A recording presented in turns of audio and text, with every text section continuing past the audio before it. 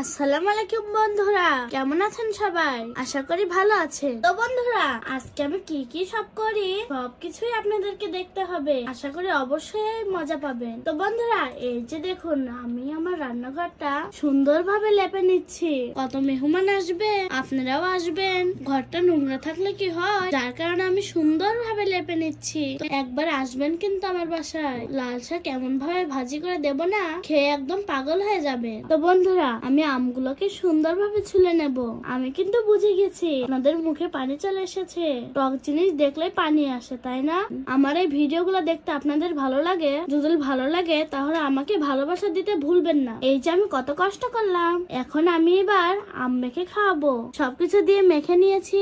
দেখুন কাকা কিভাবে খাচ্ছে, কারণ কাকা এমনিতেও আম খেতে পছন্দ করে। আজকে আমি আসি, একটা কথা আবারও বলে যাই, আমি আপনাদেরকে অনেক ভালোবাসি। Bye bye.